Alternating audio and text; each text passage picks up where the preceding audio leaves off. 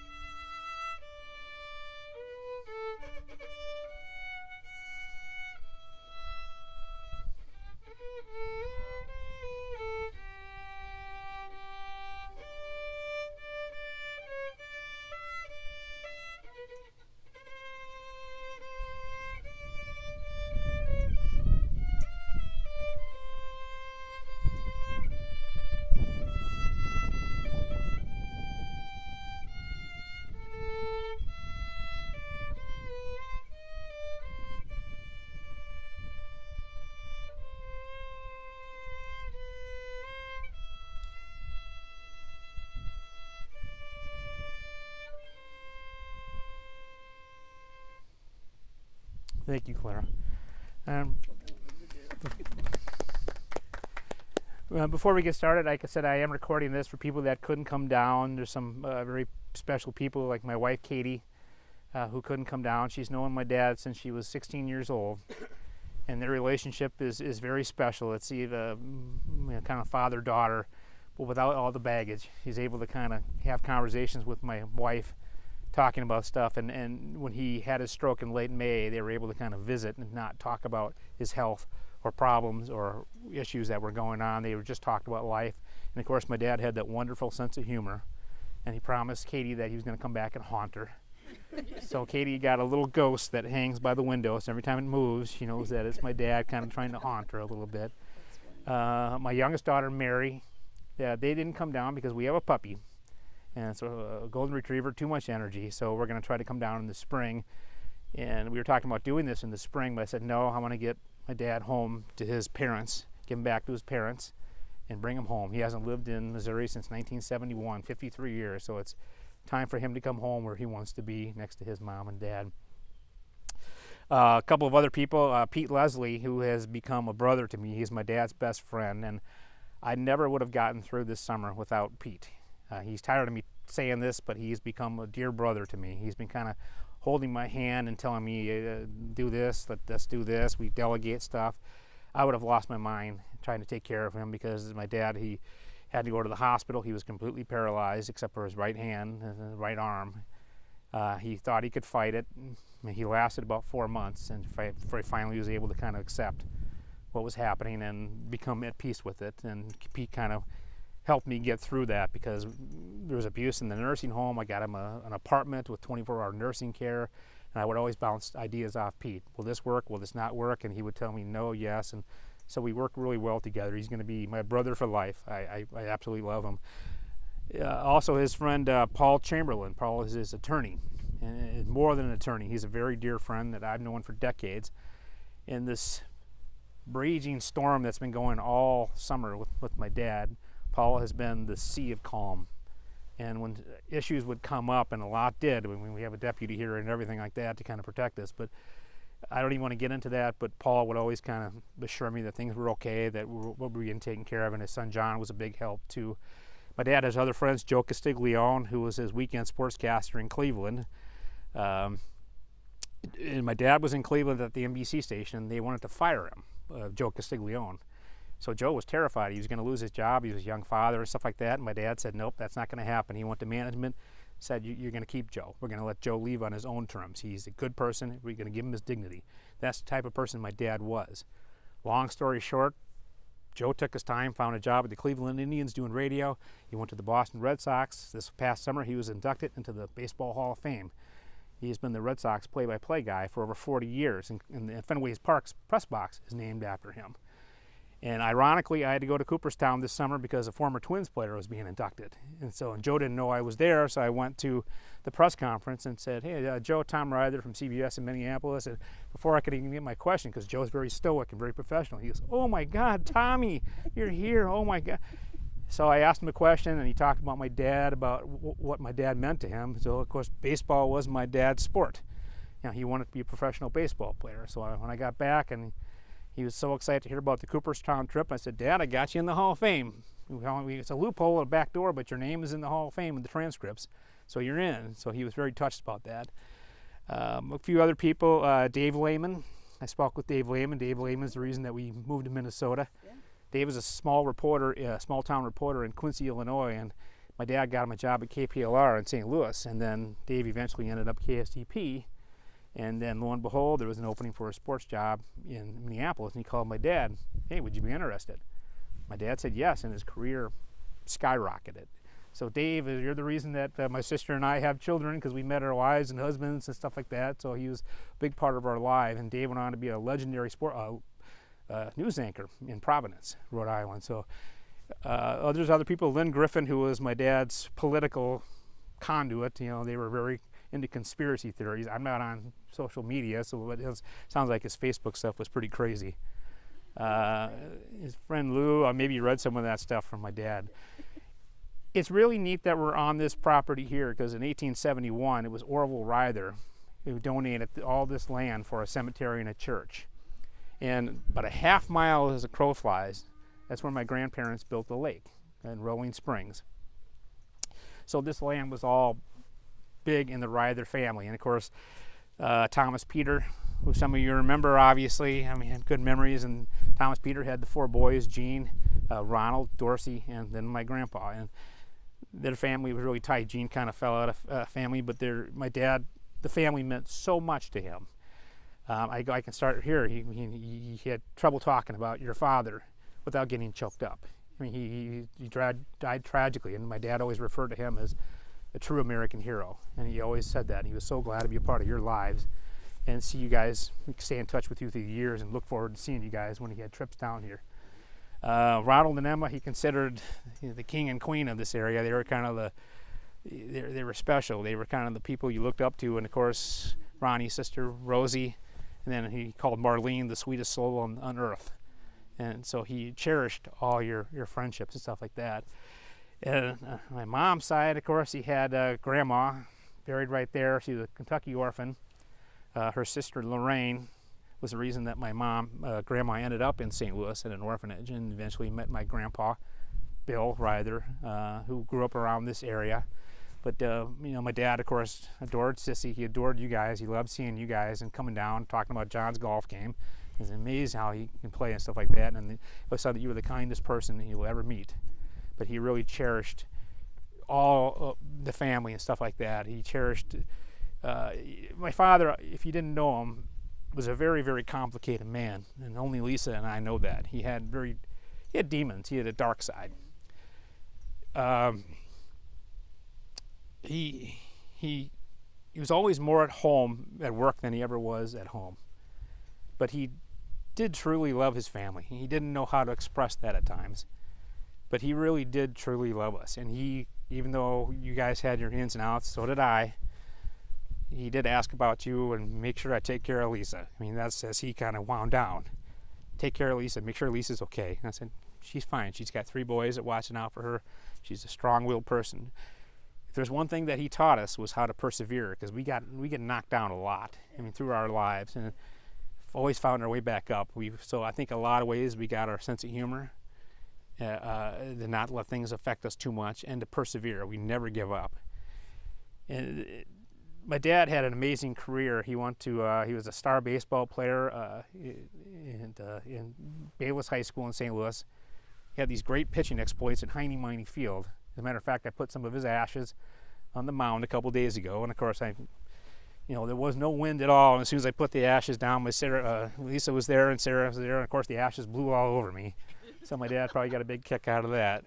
So we did that, but baseball was his sport. He still holds records at Bayless High School, but he always wanted to be a journalist.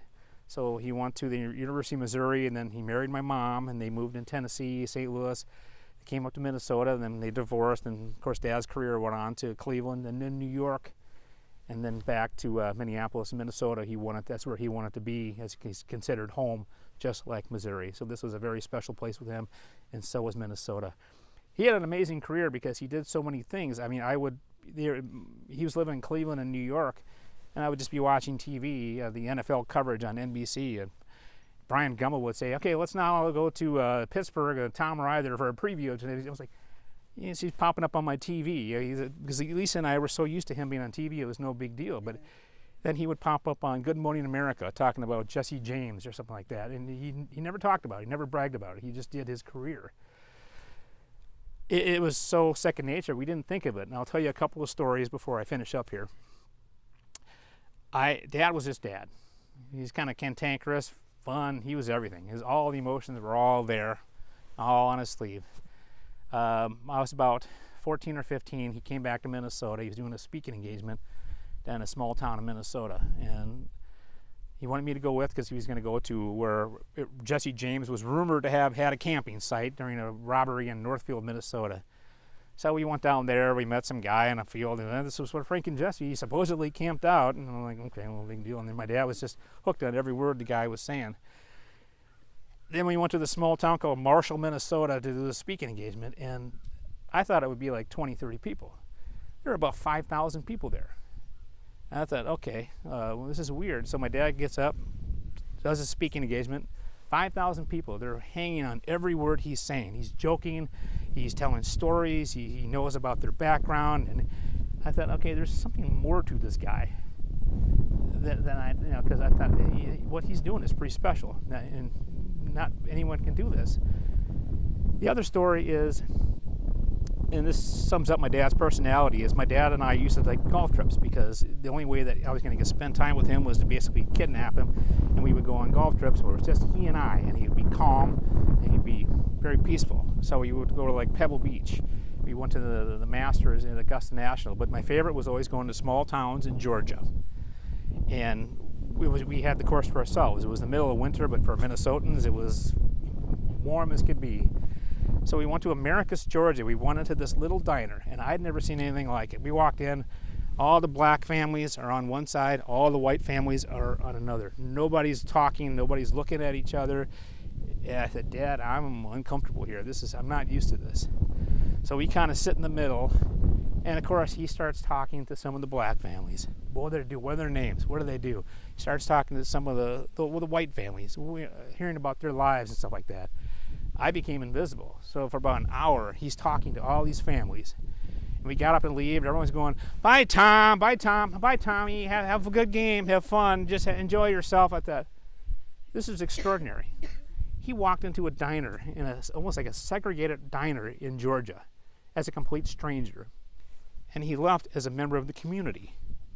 And that was amazing to me. And he was really special that way for all his ups and downs that he's had. He was a pretty extraordinary human being. I mean, it's like I told Lisa, he truly loved us, but he didn't know how to express it. These last 4 months were very special because we talk a lot about life, and I said, talk about whatever you want. And it was all about his baseball exploits. It's all baseball, baseball, baseball. Because he said, in high school, I threw 4 1-hitters. Except I should have had a no-hitter, but the third baseman bobbled the ball, threw it to first base, and the guy was called safe. It should have been an error. That was the story. He told me for years and years and years. And one day he called me up. He goes, Tommy, guess who just died? I said, I don't know, Dad. The guy who cost me my no-hitter. I thought, oh my God, you got to let this go. So that's who my dad was. He was a really special person. I miss him terribly. I've been in the business 37 years, and both he and my mom would watch. I don't even watch the news. I've been in this business. But they would both watch it, and they would know my stories, and they would text me or send me pictures if they saw me on TV. And my dad would, hey, and now that's just over. My phone I don't get any texts from mom or dad anymore, but it's just part of life. They both made it to their 80s. I'm very blessed. We're all blessed to have them in our lives. But he cherished family so much. I mean, he studied your history, and you guys meant so much to him. And that's kind of my story. If anyone has anything to add, I certainly welcome it. Like I said, this is very informal. So, if not, Clara, you want to bookend us here with my dad's favorite song, Amazing Grace?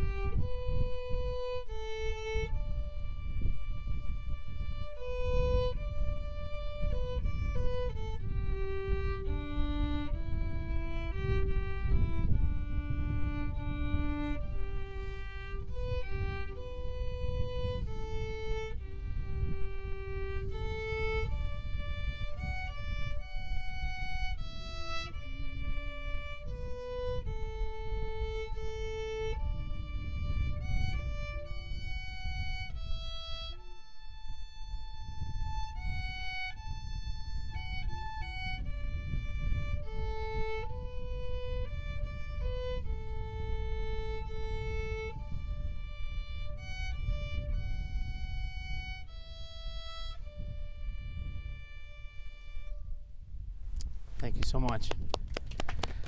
Lisa, do you want to help me put the urn in?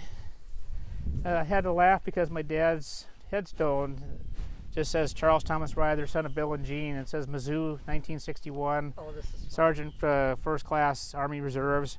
Nothing about being a father. And I said, or a grandfather. I said, well, is it okay if I just write my name on there with a Sharpie? And he said, yeah, sure. So I said, I did one better. So I got the urn says Charles Thomas Ryther, father of Lisa and Tommy. I don't know if you've even seen that yet. No, I have not. I have not seen this. Is this the lid? I think the lid has to come off. Okay. Is that right? They kicked the lid off, Linda?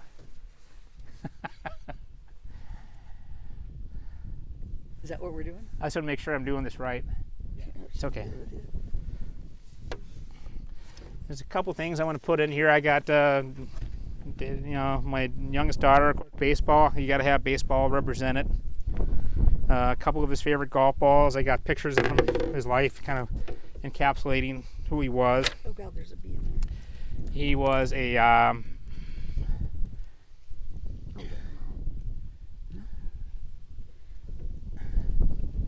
okay, forget it. He's gonna die in there. well, I want to. We have to have another service for a bee. There we go. He was a true patriot. He was a veteran, so we got this little flag that my wife ordered for him. His glasses. University of Missouri medal, 50th anniversary, which he got for the 50th anniversary of graduating. His cousin Delcy asked him, well, why'd they give you a medal? He goes, well, because I'm alive. So he earned it. A cross that I found in his office. His beloved dog, Lindy. He wanted Lindy buried with him. He's the sweetest dog you can imagine.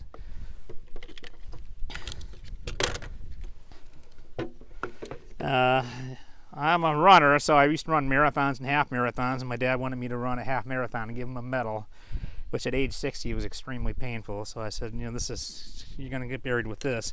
Of course, he's got all his baseball letters. I found one. And I think a lot of you got his book, is that right? So kind of scares people away. But that's his life story there. So wherever he goes, he can have a book. So